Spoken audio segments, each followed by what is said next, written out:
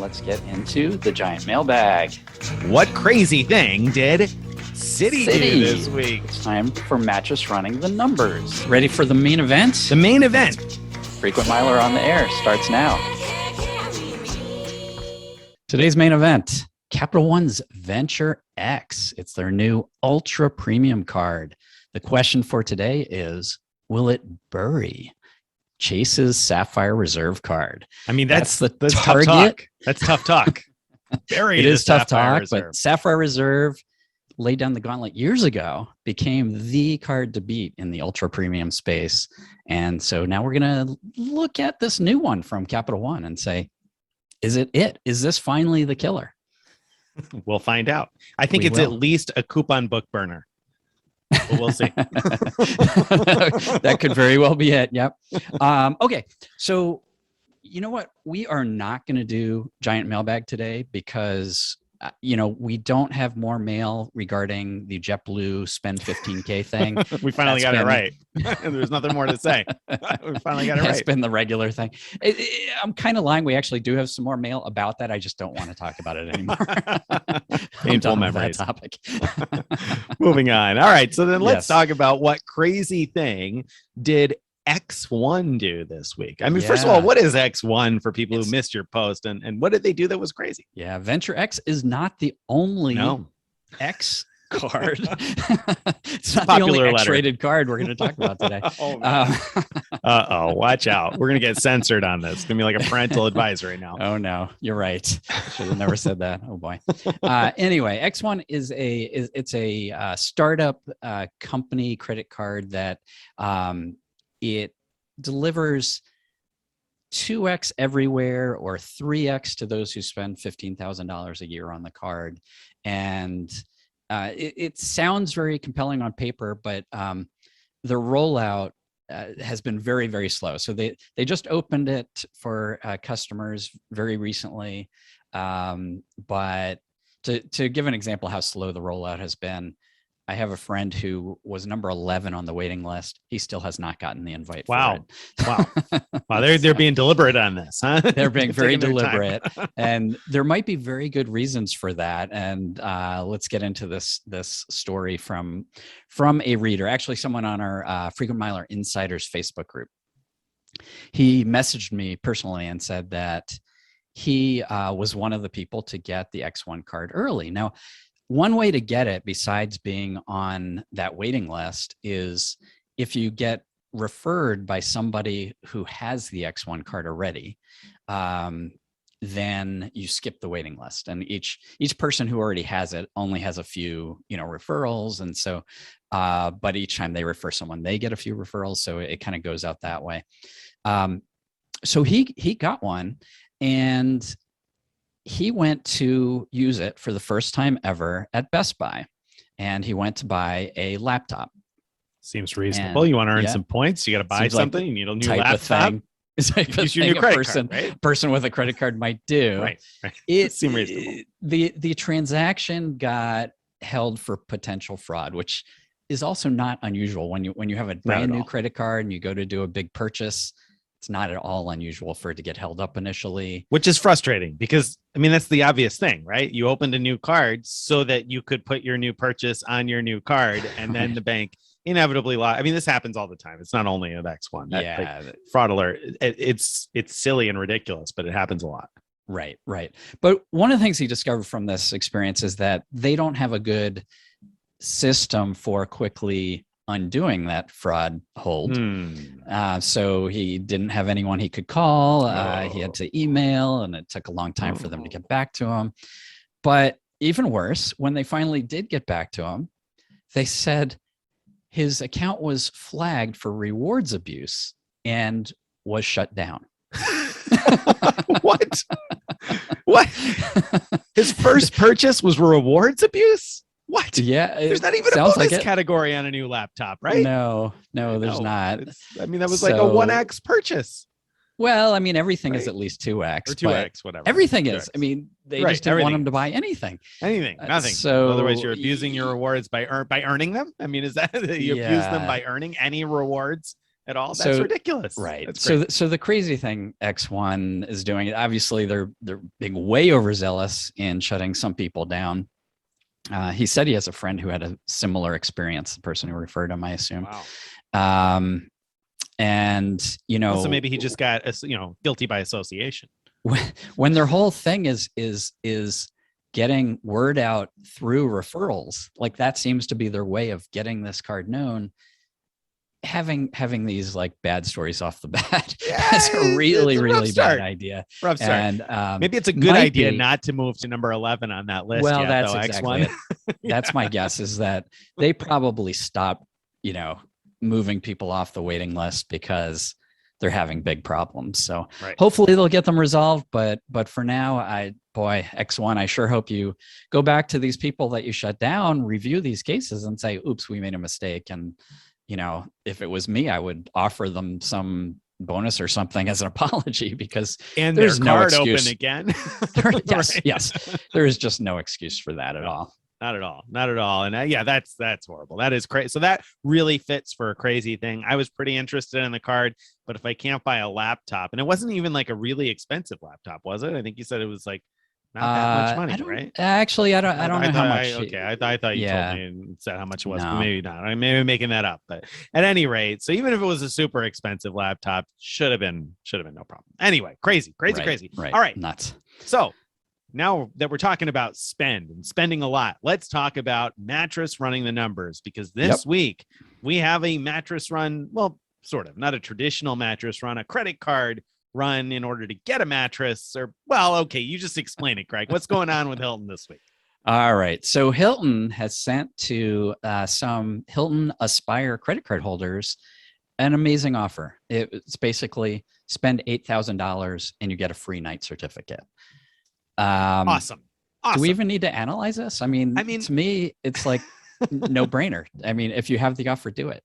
Well, okay. So, all right. So you say that, and that was the perspective I had too, right? I mean, the Surpass card comes with a free night certificate after 15,000 spend. And when I think, assume that most people that are going to get the Surpass card are going to do that spend each year for the free night. This is like half the spend, $8,000 and a free uncapped night. And the nice thing with Hilton is that it's totally uncapped. Well, I say that it's uncapped for a standard room, but that means even that, like the Waldorf Astoria Maldives that charges like 150,000 points per night, now you can use it there and not pay a resort fee, I don't think, at the Waldorf Astoria. And so it's a pretty good night and valid any night of the week. So, and they made that clear, even if yours gets issued next year, which it probably will because of the amount of time it takes for them to issue certificates anyway, it will be valid any night of the week through the end of the year. And to be clear, that's notable because normally, under normal circumstances, the Hilton free night certificates are weekend only redemptions.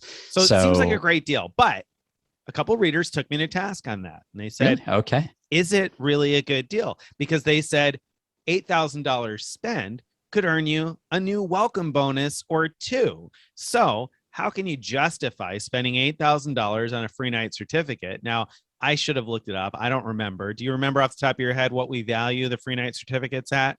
On the no, I don't know. Off the top I want to say it's 250-ish. And if it's 250, that's like 3.1% or so. And they were like, I could do better than that on my other cards or on welcome bonuses. What do you think? With welcome bonuses, sure, you could do better with that. But, this is one of those things. You already have the card. There's no questions about, can you get another one? If you get another one, will it stop you from being able to get a new Chase card or whatever? There are sort of hidden costs of signing up for new cards that is just not a factor here. If we're just looking purely at just the offers that are in front of you, you have the ability to earn a free night with $8,000 spend compared to spending on a 2% cash back card. You'd be getting $160 back, but this you're getting both the Hilton points from the spend and the free night certificate. So you're getting just way, way more than a straight up type of cashback thing. I totally agree with you. I thought it was a ridiculous argument, but I mean, not a ridiculous argument. Of course, like you said, yeah, absolutely. Welcome bonuses, you can do much, much better. But I would think that if you are paying for a Hilton Aspire card, for instance, if you're paying the $450 per year for that card at least, then you value the free night certificate enough that it'd be a terrific return on $8,000 spent here on top of the points you're going to earn. If you got this on the Surpass card, where you can spend it at a US supermarket and get 6 points per dollar plus, so it's like 48,000 points plus a free night certificate. Hello. And if you're currently working on a free night certificate from the Surpass, I assume that the spend will double count. It will count towards the 15,000 for the annual night. So I didn't know, this, did right? people with the Surpass card also get this offer? They did. I thought it was yes. just Aspire. No, I thought so too initially, but no, it turned out we had several readers who commented to say they got this on the Surpass card and that they were working on the 15K spend for the free night on that card. And they asked whether or not this would double count. And I assume it will. So I assumed so too. That's an amazing deal.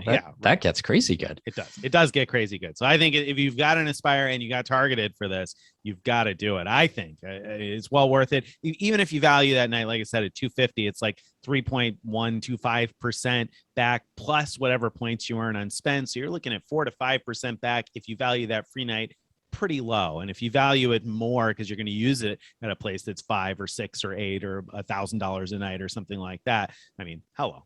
Terrific deal. So definitely do it if you can.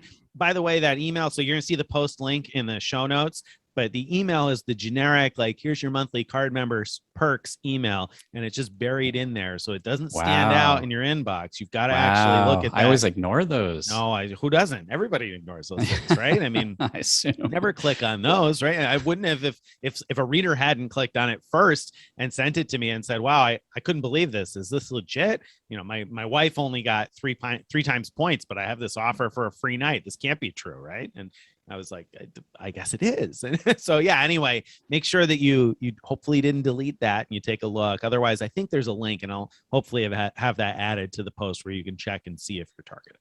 Yep. That'd be great. All right. right. So welcome to the main event. The main event. Venture X. That's what Capital One chose to go with for the name of their new ultra premium card. Like, what kind of a name is the Venture X? I don't know. I was not impressed with that. I was like, that does not scream premium. Does it scream premium to you? Am I wrong? Like no, but if you look at it their way, if they went with something like Venture Platinum, that'd be copying off Amex. If they went with Venture Infinite, it'd be copying off of US Bank. If it's Venture Reserve, that's an obvious copy off. I don't know. The word. Don't you need a word to make it feel premium? A letter? Come on. Yeah. I don't know. I feel like X makes it. X is sort of the letter. One of the letters to make it seem modern and cool and like .com-ish. I think the letters I and X are both, often used in that kind of context. Okay. So I don't know. This is not that though. Like no, definitely not that. Whatever this is this is like the most traditional, sort of boring, not in a bad way. Like, this is a good card, I think, but it's not new and exciting in like any way. No, I mean, that's what killed me about it. I saw the email whenever we got the info here. I saw the email and I was like, I think I got it in the morning because I think I was still kind of tired, and I scrolled through it kind of quickly and I was like, what is this? Like, is that it? I felt very disappointed. Like, why would I want this? It's basically my venture card with a $395 annual fee.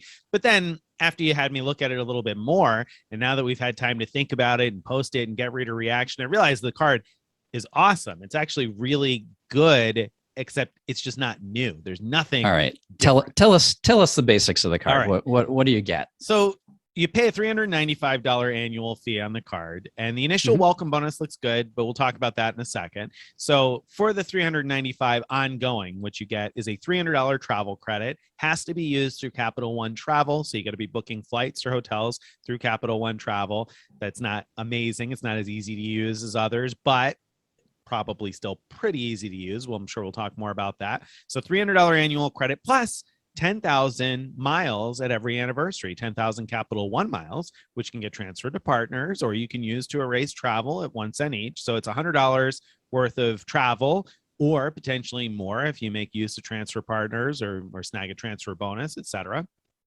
Card comes with priority pass for the primary card holder and for the authorized users. So you get priority pass with 2 guests. So as good as anybody else's priority pass these days, except for the Ritz maybe, but as the Sapphire Reserves priority pass anyway. So priority pass for you plus 2 guests, same deal for your authorized users. Authorized users, by the way, are free. Doesn't cost anything to add them. You also get Capital One lounge access for free. So do your authorized users. You get Hertz Hertz President Circle status for you and for your authorized users. Unfortunately, no big spending bonuses. It's 2x everywhere, just like the Venture card. 10x when you book some types of travel through the Capital One travel portal, and 5x for other types of travel. Hopefully Greg remembers the difference. The 10x is what, hotels and cars, and the 5x is flights? Yep, you got it. Okay, good. Dodged a bullet. Can you remember where we've heard that before? 10x for hotels and cars through a portal, and 5x for airfare? Well, there's a reason why I was able to guess that correctly, because I assumed it's probably exactly the same as the Chase Sapphire Reserve, which exactly, if you've been listening along, almost everything else sounds exactly the same, right? It basically sounds like they took the Sapphire Reserve and added an extra point per dollar, didn't bonus general travel, and gave you a little bit more back. I mean, it's they kind of copied here, didn't they? These travel portal rewards, though, are so specific and so exactly the same as Sapphire Reserve that I had 2 sort of opposing thoughts here. One is sort of like, oh, come on, did Capital One really just straight up copy this from Chase? But the other thought, Chase didn't make those changes that long ago. What if they caught wind of what Capital One was about to do and decided to proactively provide that same benefit so that they wouldn't be one up by Capital One's new card? I think that's actually a pretty reasonable conspiracy theory, because additionally, adding to that intrigue is the fact that Capital One, of course, launched this new card in the 10x 5x thing, and also just launched their own travel portal. And wouldn't you know it, just this week, Chase kiboshed Expedia and changed their travel portal to their in-house system, almost like 10 minutes ahead of Capital One here in terms of when they were going to launch the new card. It does kind of seem like maybe Chase has a mole there. It's very interesting anyway. Either Capital One's being like as boring as possible by just copying, copying and pasting the marketing material, or they are, or they got, or there's a link. Or there's a link. One or the there's other. A little corporate espionage going on. I don't know, but anyway, so those are the general key benefits, right? I think there's a couple other things. Go ahead. There's cell phone protection. I don't think Sapphire Reserve has that one. No, it doesn't. I think they're outdoing them there.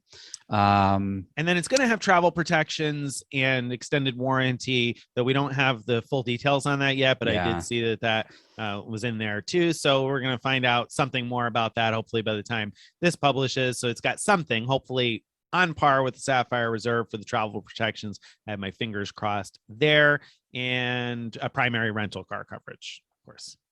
Yes. All right. So sort of stepping back a little bit.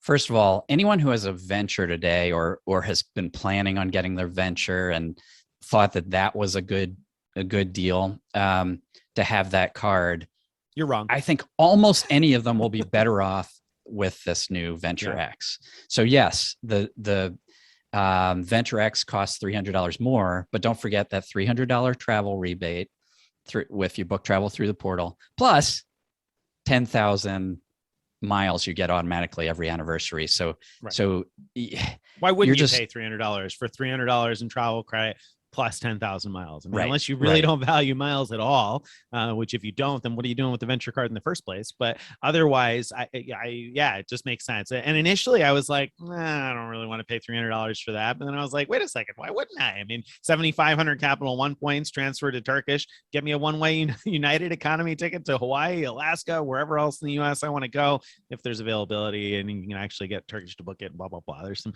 caveats there, but 10,000 miles, my point is much more valuable to me than $100. So paying $300 for 300 in credit plus that makes sense, even before you consider the fact that this is going to have a really good welcome bonus too. Right. So you got a bunch of miles out of the gate. Talk about the welcome bonus? 100,000 Capital One miles after 10K spend in 6 months. So a little steep on the spending requirement, but 100,000 transferable points. Plus, because everything is 2x, your $10,000 spend is going to yield you another 20,000 miles at least. So you're going to end up with 120,000 total miles after 10K spend. That's pretty terrific to begin with. That's very good. And if you think about the old Venture, when Venture went up to 100K, if I remember right, it required 20K spend, not 10K. So this is considerably better than that. Considerably better than that. And they're tacking on a $200 statement credit in the first year for vacation rentals. So you book a vacation rental, use your card for it, get $200 back. So anybody who's interested in a vacation rental booking, that's, again, a pretty close to cash value sort of a benefit. So all right, I just have to get this in there. Okay. This just occurred to me. So one of the things Chase did even more recently than the 10X, 5X thing is they added a new thing to pay yourself back, which is Airbnb. You can book Airbnb and pay yourself back with points. There's a mole, Capital One. This feels, well, no. Now I'm not going that way. The way I'm going with this one is Capital One's like all ready to release their new X card. And then Chase does that with Airbnb. And they're like, oh man, we have to throw in something. We don't have time to change the card's benefits. So let's just add something to the welcome bonus, which is this temporary credit for vacation rentals. Yeah, maybe that's the way it went. I certainly could be. I mean, these are not all that far fetched. So that's a great deal. 10K spend, 120,000 miles, transferable miles, and you have to remember if you've been sleeping for the last couple of months here. The Capital One now transfers 1-to-1 to all of their airline partners except EVA. So basically all of the airline partners you're ever going to use are 1-to-1. Hotel partners are mostly 1-to-1. Accor Live Limitless is different, but Wyndham is 1-to-1 anyway. And Choice, if they ever launch that, is supposed to be 1-to-1. But I don't know if they still haven't launched it the last I looked. So supposedly that was coming this year, but they haven't spoken much about it since. So I'm wondering if that isn't going to come through, but at any rate, that's a good question. 1-to-1. So you're talking about 100,000 bonus plus the miles from the spend, 120,000 airline miles. And they've been running some good transfer bonuses lately too. So that could potentially get you even more miles in the long run. So, I mean, excellent sign up bonus. So is this a Sapphire Reserve killer, Greg? What do you think? We're excited. Yeah. I mean, we sound excited. What's up? Let's talk about where it falls a little short of the Sapphire Reserve. Okay, well, what do you think? Where's it falling short? Okay, so first of all, Sapphire Reserve earns 3x for travel and dining versus the X only earns 2 for everything. Everything, right? We call this the X. The Venture X, the VX. The VX. Yeah, I don't know. The other thing the Sapphire Reserve gives you is 1.5 cent redemption value. So if you redeem through the Chase portal or for pay yourself back categories, you're getting 1.5 cents per point. So for those like bonus categories where you're getting 3x or 5x or 10x, the actual redemption value, if you're going to redeem for those things, is way higher than what you'd get with those miles. Now, if you're transferring to partners, you could think of it as equivalent. They're both 1-to-1 with most of their partners. Sapphire Reserve's travel rebates easier to earn. You use it for any travel. You don't have to go through a portal to get it.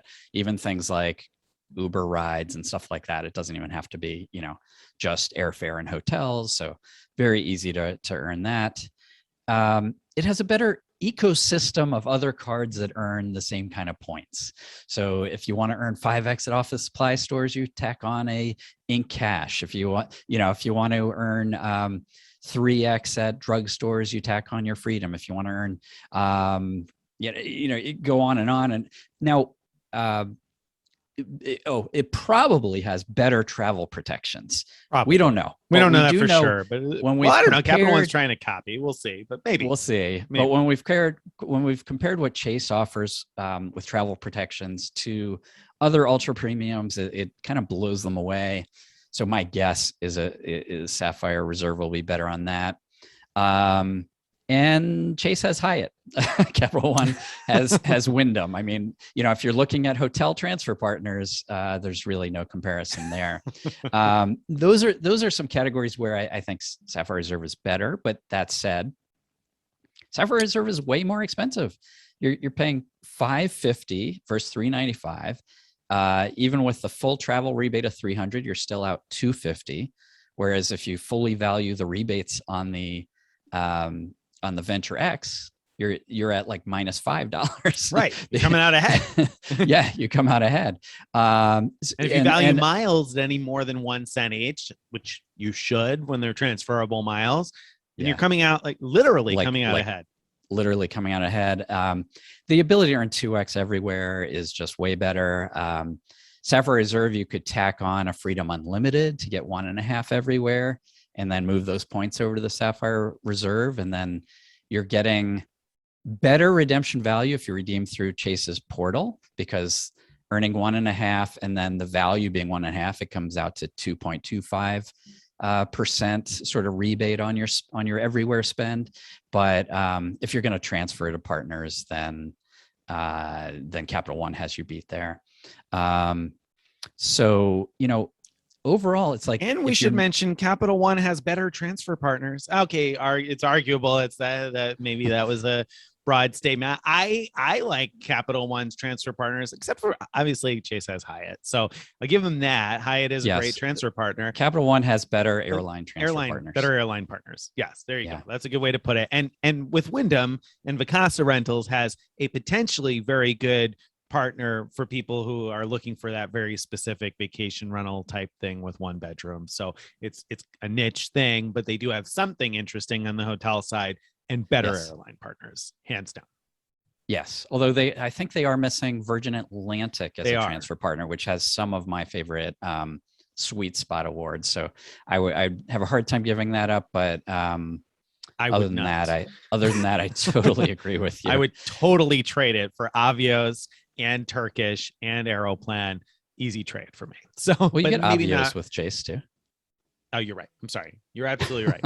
For Aeroplan and Turkish, you get Aeroplan now. You do too. Shoot, darn it! Oh my goodness, for Turkish, I would trade it. All right, keep trying that. Keep trying. Avianca, and Turkish. There's at least 2. I'll find one in there somewhere. Yes. Right, there you go. There you go.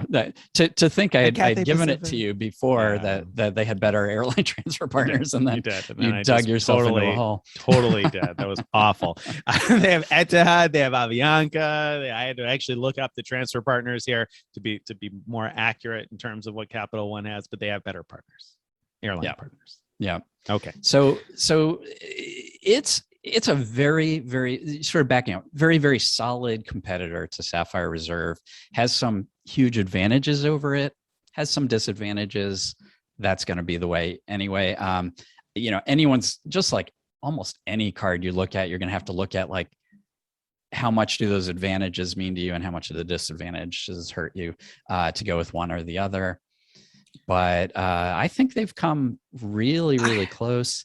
And here's an area where we haven't talked much about yet is the desire a lot of people have to just carry one card that does it all.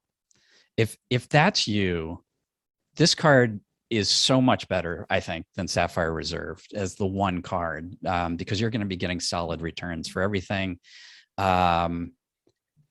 And it goes further than any other one card for everything, because this can sort of be your one card for your whole family.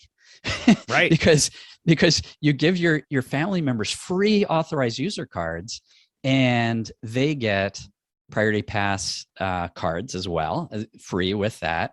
They can bring in guests to priority pass lounges, and they can also go into Capital One lounges, which are a new thing, but there should be 3 by mid or late next year in the country, and so they're starting to ramp up. And certainly, if you live in the Dallas area, Denver, Washington D.C. area, that might be more meaningful to you to have access to Capital One lounges. So, and or if you transit those airports frequently, I don't live in one of those, but I've been flying United a little bit more often. This year, but in recent years, and that almost always means connecting at Dulles for me. So that might be more appealing to me, even though I'm not located there. But there's a statement you made that I want to challenge a little bit, and that's that you said that Chase has a better suite of companion cards. And so you're absolutely right that the Ink business cards are really good. The Ink Cash in particular is a really good companion card to have on the Chase side if you can spend some money at office supply stores. But for people that don't have a business, don't want to open a business card for whatever reason, and goodness knows there are plenty of people that don't feel like business cards are applicable to them, then if you just look on the personal side, so the companions to the Sapphire Reserve then are going to be the Freedom Flex and the Freedom Unlimited. And so the Freedom Unlimited gives you the 1.5 everywhere, which is good if you're going to redeem those points at 1.5 cents each through Chase. But if you're going to transfer to partners, it's not as good as having the Venture X. So that card pretty quickly almost goes out the window, though of course obviously that adds the 3x at pharmacies also, so there's one other category. I know it's got the dining too, but the Sapphire Reserve already has that. So Sure. So Freedom Unlimited I feel like is pretty well balanced out still by the Venture X. And then Sure. the Freedom, you have Agree the with that. rotating 5x categories there. And so those rotating 5x categories can be good for you, but they're capped at $1,500 a quarter. So they are limited. And when you look at the other Capital One cards, you got the Saver card, right? Or the Saver One card that's got no annual fee and offers 3x on dining and entertainment and on like streaming, I think that sort of thing. That's a pretty decent companion and card to grocery, have. right? And yes, I believe it does have grocery. I'm going to double check on that. So that to me, that's what I've been waiting for you to talk about. I thought that's the killer companion card for the Venture X. The Saver is the killer companion card for the Venture X. And only because it has that hidden capability that Capital One doesn't advertise, because it doesn't earn Capital One miles, right? It's earning cash back.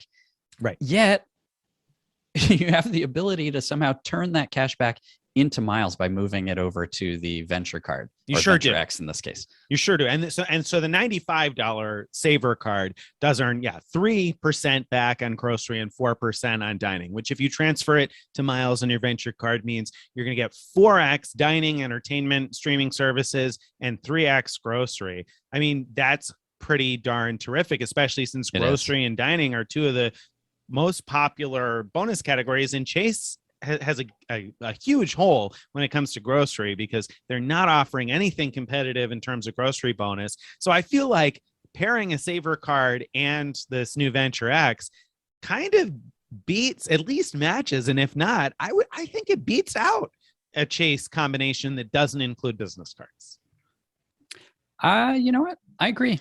So if you can get them, and that's the other thing we haven't really talked about, that you probably can't get either card. So all of this is probably an academic discussion for you. Right. You're just listening along for entertainment value, and I appreciate that. But yeah, I mean, that's the hard thing is if you have lots of cards, you're not likely to get approved for other Capital One cards. By the way, I want to back up for a quick second. I was talking about the Saver, and I also mentioned the Saver One, and the Saver One that has no annual fee also has 3x on grocery and 3x on dining. So it's probably not worth paying the $95 for the Saver card. You want the Saver have to spend One. a lot on dining for it to be worth the extra 95, 1x. which you might do. You might spend that much. Maybe you do. And if you do, great. Otherwise, like we said, the problem is getting approved for one Capital One card is like moving heaven and earth, right? So, I mean, getting two, if you don't already have one, you're probably out of luck, right? Yeah. Anecdotally, people claim that Capital One is easier on approvals for people who, don't have that great a credit. So it's sort of backwards from what we're used to.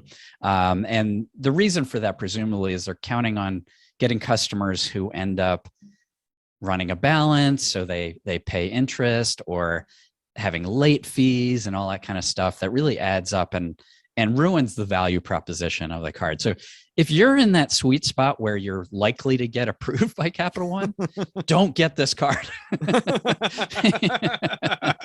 Be a bad choice. Don't make bad choices, people. Don't make bad. Make good choices. Right. So it's a pretty unfortunate thing if that's true about who they tend to approve. But yeah, if you can get approved for these, it's a very solid combination, and I can't think of a two card combination that would really beat that, especially since both of those cards, I believe, are have no foreign transaction fees, so you could literally use them anywhere in the world, get the at minimum of 2x everywhere, but up to 3 or 4x, depending on which saver card you get. That's a really nice combination. It's a very good combination. And you're right. No foreign transaction fees on either the Venture X or even the fee-free Saver One.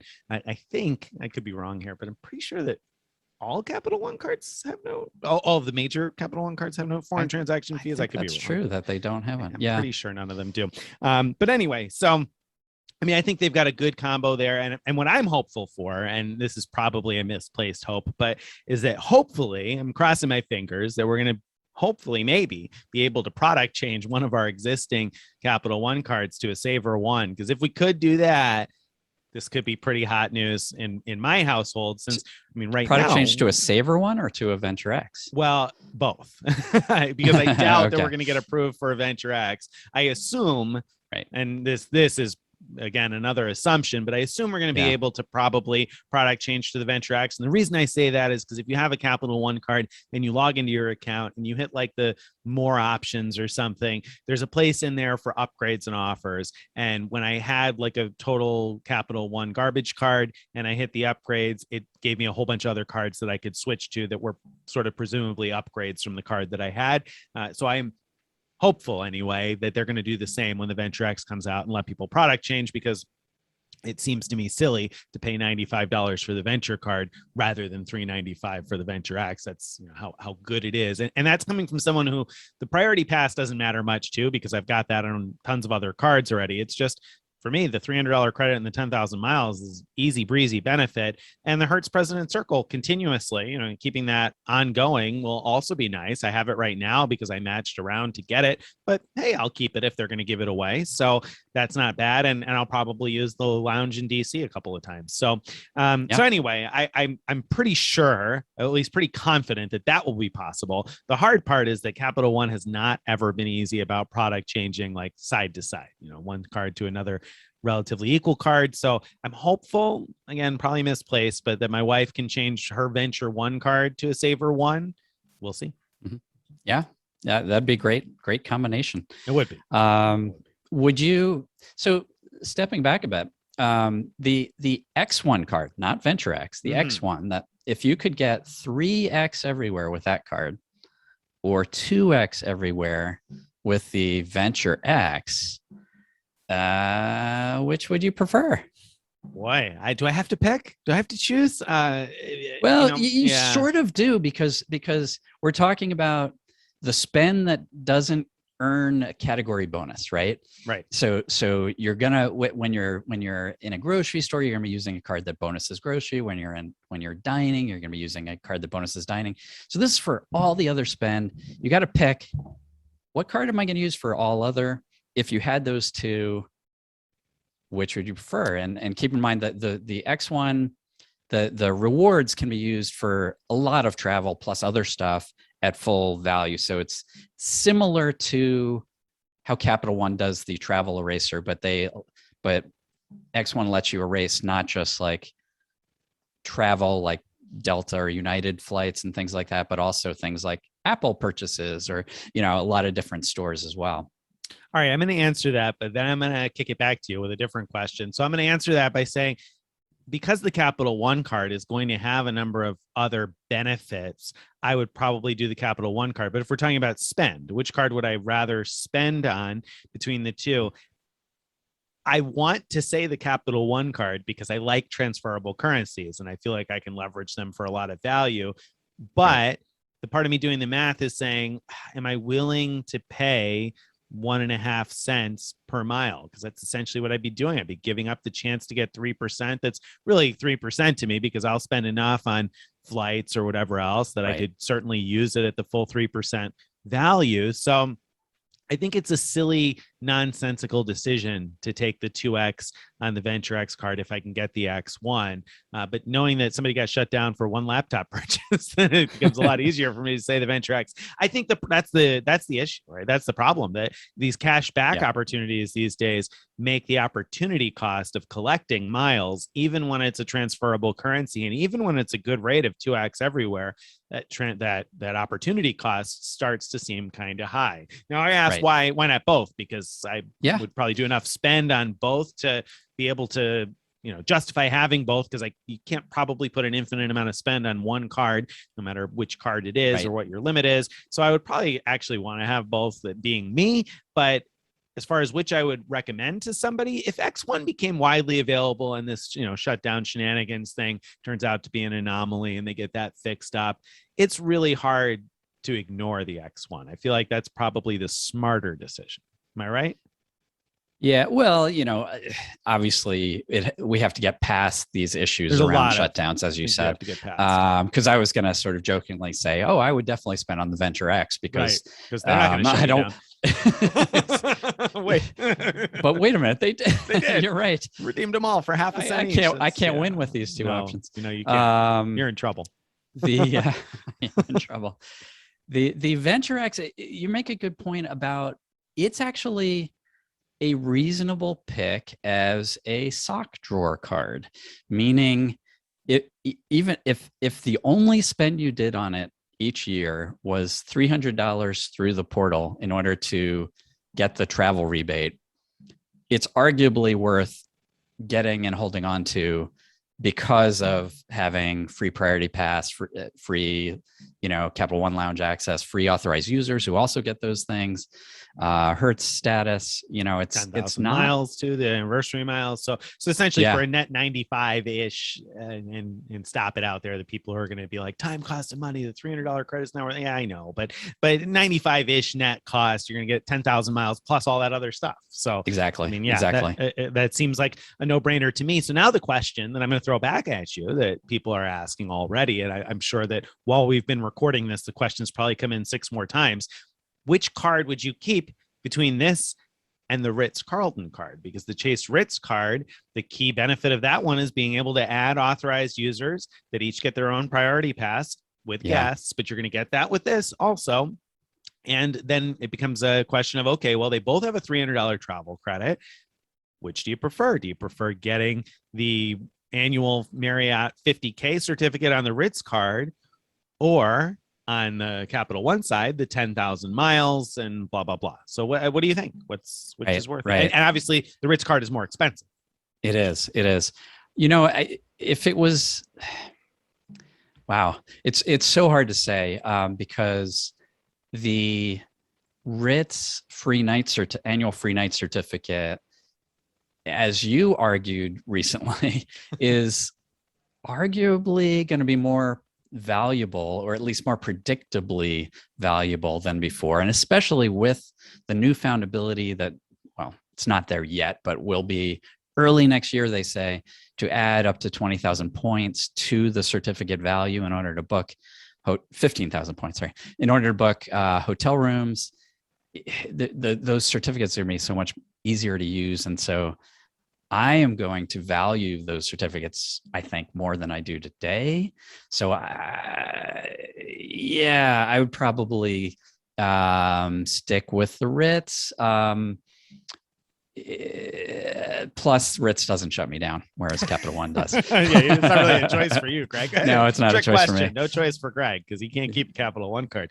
And for anybody who is not familiar with the joke there, that's because Greg finally got approved for a Capital One card this year, did the spend, earned the bonus, and then they shut down his account without explanation, redeemed all of his points for half a cent each, and wouldn't explain to him why or answer his questions about it or give him a chance to redeem the points by transferring to partners or something or other first. They just totally stonewalled him and said, no points for you. You're done. Yeah. We don't want you. They don't want me at all. Crazy. That's the one crazy thing did Capital One do this year. They shut down Greg for no reason. Right.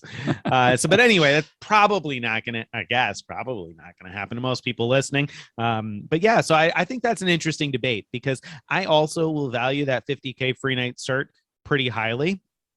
But I could see someone saying, I have to not only get good value out of that certificate, but also then jump through some hoopage in order to redeem the travel credit. The Capital One travel credit is arguably going to be easier to use. Not even arguably, it's going to be easier to use. It is. Whether or not it's going to be easy to use at full value depends a little bit, but I would think towards flights, you're going to get regular value because flights, I'm sure, are going to cost the same through Capital One travel that they they cost everywhere else. So if you spend at least $300 a year on flights, and you should be able to get that full value out of that. So whereas with Chase, you have to, Let's make the question easier. If you already have the Ritz card and you're getting good value from it, just keep it. I don't see any reason to change that.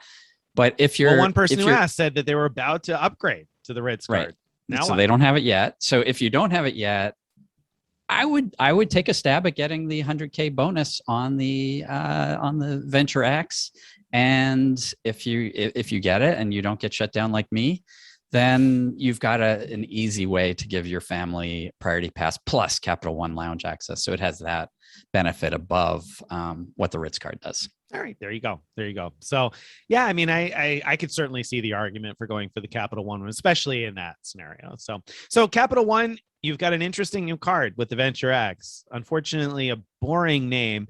And I say an interesting card. It's really a boring card that we find interesting, a boring card, isn't it? Like it's a boring card that we think I think is it's a the good most deal. boring new card, that we've seen in a long time yet.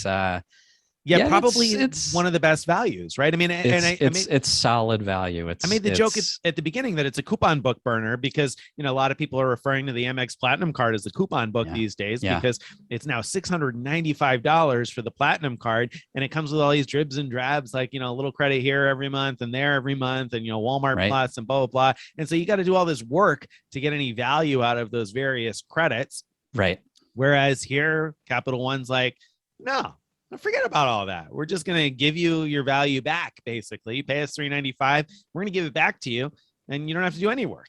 Yeah. Right? I mean, even Chase does that, right? I mean, we didn't talk about the other miscellaneous credits you get from the Sapphire Reserve because they come and go. Like they'll say, this year we'll give you DoorDash credit, and next year Peloton or whatever. Right. And those are more coupon book thingies, and I definitely really appreciate that they went just more straightforward.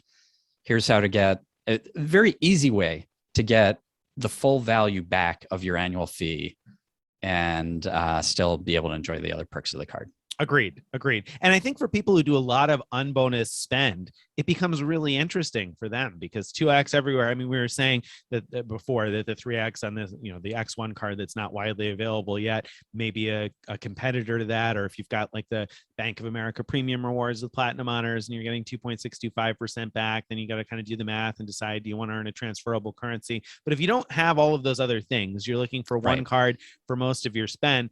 Excellent return on everywhere else on unbonus purchases. So if you've got a lot of unbonus spend, then the 3X travel and dining that you're losing by having this instead of the Sapphire Reserve is not probably such a big deal to you if you do enough everywhere else spend. So I mean, going forward, when people who travel a decent amount ask me what's the one best card, I mean, I think this is going to be top of mind. I think it probably will. And that's surprising, isn't it? I mean, it Capital is. One has I got to give them credit here, where I'll detract from them all day long for shutting down Greg's accounts without any explanation or reason. But I got to give them that they have continued to surprise us again and again with good stuff over these last couple of years. They've really heated up.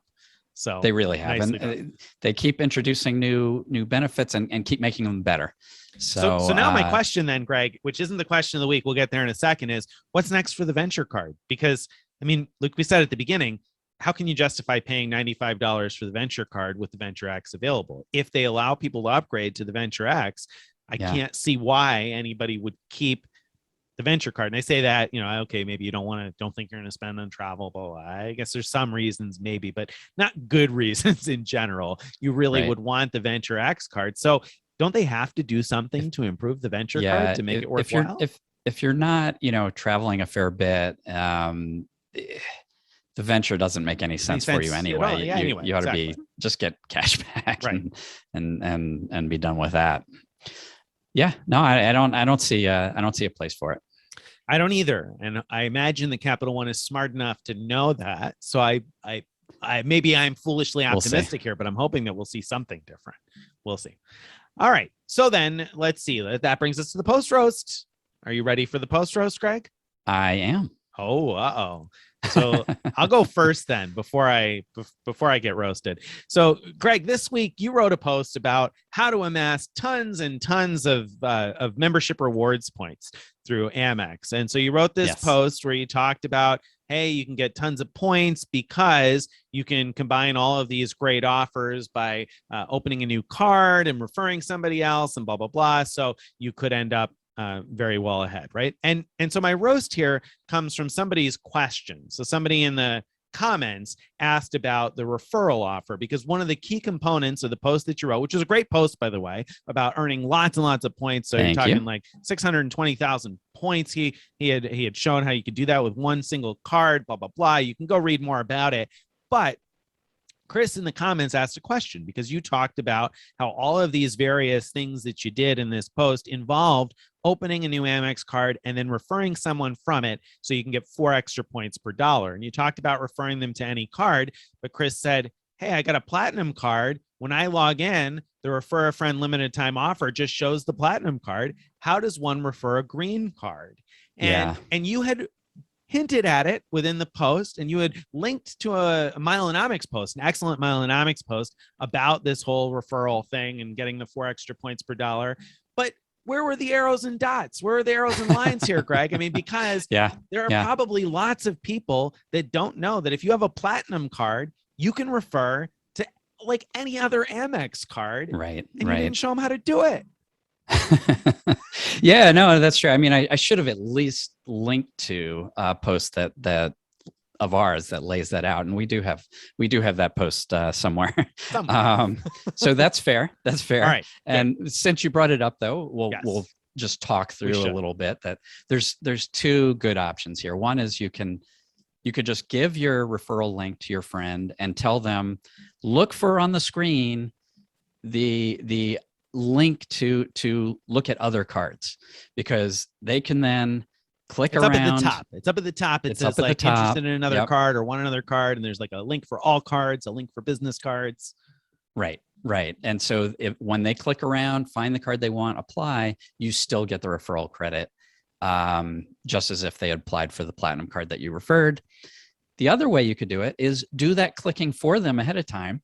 Get to the right offer, get to the green card or whatever it is that they told you they want, and then just copy your URL from there and give that to them as their starting point, and you'll still get the credit. So to be clear, you click your referral link, which will initially show the platinum card. Then you look up at the top, and there's some place that says want another card, or it says all cards. And I say up at the top, it's not like the top, but it's right above the sign up bonus.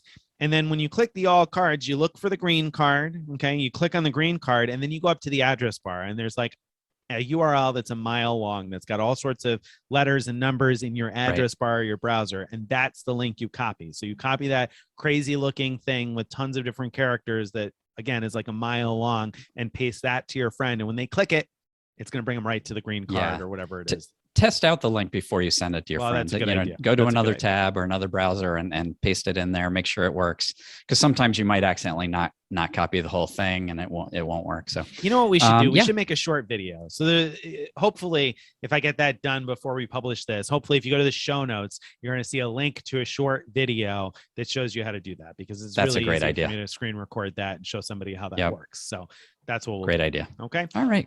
Very cool. So that's it for post roast. not yet, my friend. Okay. All right. Okay. You wrote a post about Marriott, why you're not ready to give up your Marriott free night certificates yet. You should. And in that post, you speculated on when Marriott gives up their award charts, what might they value their points at? And so you pointed out that we have observed recently average values of around 0.6 cents per point, whereas when they sell their points on sale, they go to just below 0.9 cents per point is the cost to buy them if they're on sale, the Marriott points. So you said somewhere in that range is likely. Right. I don't disagree with. So far, I feel pretty reasonable here. Yeah. I don't disagree with those data points, but for me, I would look at what has Marriott done very, very specifically, which is with their Marriott I can't even think what homes and villas. I think that's Mhm. they're rental Mm. vacation rental Yeah. properties. When they first came out, actually no, when they second came out, they've been in multiple iterations. They pegged the value of Marriott points at 0.7 cents each, but then more recently they dropped it to 0.6. So Mm. there was a deliberate decision in there to say, this is the value we value, we value our Marriott points at when people are redeeming them. I look at that as the most likely scenario. 0.6 they picked for homes and villas. Why won't they pick that for hotels? That's a great point. And it probably that's a convincing argument where I could say, okay, yeah, 0.6 would be it. And it wouldn't change the conclusion of my post any, No. because it would, the one place where I think it would change the math a little bit is I think that would reduce the value of the 35K free night certificates by like $5 over what we value them at now, but it'd be more consistent. The 50K free night certs would be identical to the value that we have at them $300 right now. Right? Yeah, the same $300. So if that's true, doesn't change really anything about the post, but that's a great point. That is probably a good guess as to a predictor as to where they're going to value points. Do you think it's likely they'll go even lower? I mean, there were some readers that said, I think it'll be half a cent each or less than that. What do you think? Do you think they're going to go the Hilton route and value points like really, really small? I mean, I certainly wouldn't rule it out, but no, I mean, for the same reason, I don't expect it to be higher than 0.6. I don't expect to be lower. They made a deliberate decision with homes and villas. Someone decided 0.6 was a good number to use. That's my best guess of what they'll do. Am I hopeful that it'll be higher? Of course. And I could see them. I could imagine a scenario where they go as high as 0.7. I'd be very surprised if they go beyond that. Yeah, that's fair. And if they go to 0.7, then we're talking about a difference in my guess and points. And my guess wasn't really an educated guess. It was just splitting. I say it wasn't an educated. It was splitting the difference between our value and and what they price it at. So I wasn't really guessing it's going to be what was 0.77 cents per piece. But if 0.7 ends up being it, then we're talking about a difference of 0.07 of a cent. So between what I guesstimated at and what it turns out to be. So it'll end up being probably relatively close. So, but I still think, like I said in the post, that it's well worth hanging on to those cards, because I think those free night certificates, we've talked about this and you touched on it in your post about the things that your little tidbit thoughts about miles and points, that these free night certificates are going to be so much easier to get that full theoretical value out of. Yes. So I feel like hanging on to the cards is like going to be a no-brainer. It's going to be like the old IHG card that you just pay the fee because you're like, yes, it's going to be easy to use that and get better value, I think. Right. No, and I agree totally. I think I'm excited about that change. I'm excited about how much I'm probably going to want more free night certificates because I'm going to have lots of opportunities to use them. Whereas it's been a bit of a challenge with all the programs, not just Marriott, figuring out the best opportunities to use them to get both good value and use them before they expire. Yeah, right. Yeah. Right. Especially in this pandemic era. So, all right. So that's our post roast. That brings me to the question of the week. So this week's question of the week comes in from a reader via email, Mrs. NB. And so I'm going to cut this down a little bit. It's still a little bit long, but I think it was an interesting question. So Mrs. NB had a bad experience at a Hyatt all-inclusive property. And so jumping into the email, she said, well, too long of a story to detail. The short of it is that I booked a surprise trip for my husband's 45th birthday and invited others to join us, 14 in total. So 14 people in total for the trip. There were several disappointments during our 5 days there, ranging from accommodation issues. I'm Explorers level and they didn't have the room I paid for, nor did they upgrade me or even acknowledge my status, to a last minute canceled private spa party due to incomplete spa facility, to no show of birthday amenities that were previously arranged, plumbing issues, etc. I shared just some of this feedback via the post-day survey at Hyatt and received a follow-up message from the property's quality manager offering me an apology and 50,000 World of Hyatt points as compensation. Well, I appreciate the apology. I wonder if the 50K in points is a mere drop in the bucket for all that we endured, or even somewhat of a hush payment to not have a negative review.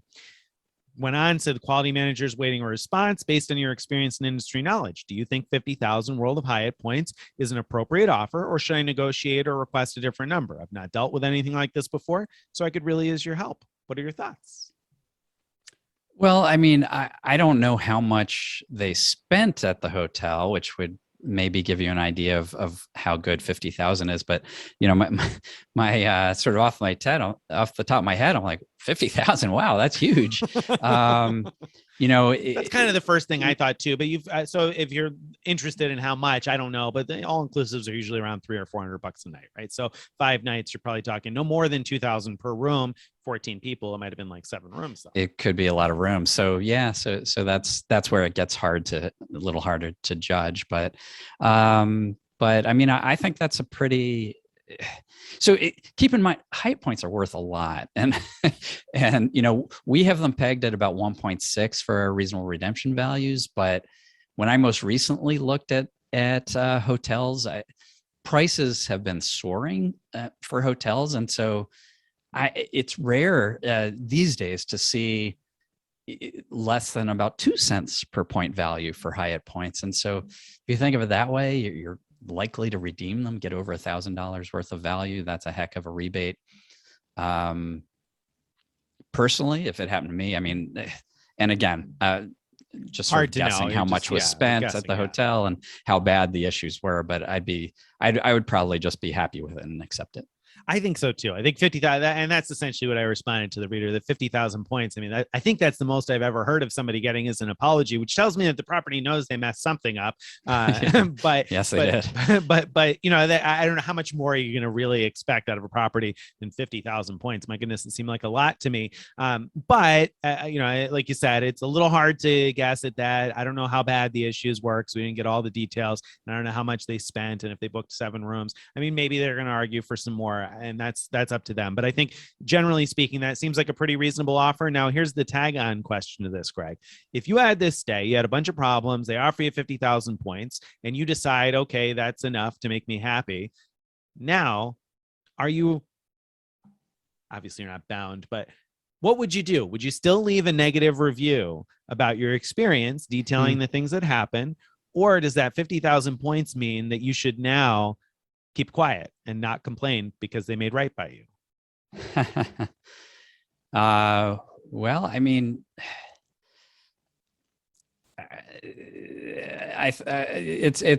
wow, that's a hard question. I mean, I think she asked whether this is a hush payment, and so you know, that came to mind. That okay, well, yeah, they're offering you 50,000 points, and probably they're hoping you're not going to leave them a negative review after they give you the 50,000 points. But what's the right thing to do in that case? Is the right thing to do to warn people about the problems that you had, or to take the 50,000 points and be like, okay, well, they apologize. I mean, I think the right thing to do is if these are things that are likely to hit other people, I think the right thing to do is warn them.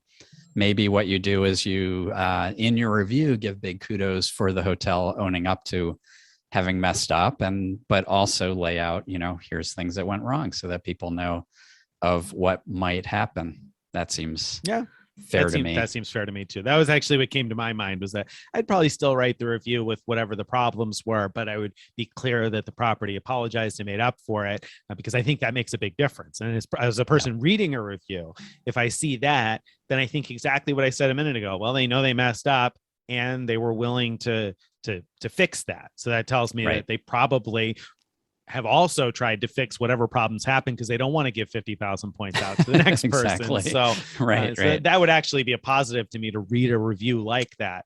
So I think you're probably still okay to leave a review, but I would always mention that when a property does make an effort to apologize, I think that's notable and worth mentioning, because not all properties do. I mean, there are certainly times where you just won't get anything, or you'll receive an email that says, we'll discuss your feedback with the appropriate teams. Thank you. Right. Absolutely true. Absolutely. All right. Well, my friends, that brings us to the end for today. We hope you've enjoyed today's show. If you have, and you'd like to get on our email list, all you have to do is go to frequentmiler.com/subscribe. Again, that's frequentmiler.com/subscribe to join our email list. Follow us on social media. We're on Instagram and and Facebook and Twitter. You can join our Frequent Miler Insiders Facebook group and discuss this kind of stuff day in and day out. Thank you guys very much. Wherever you're watching, listening, whatever it is, this show, make sure you give us a thumbs up, subscribe, ding the notification bell. We appreciate that too. Thank you guys, and we will see you again next week. Bye, everybody.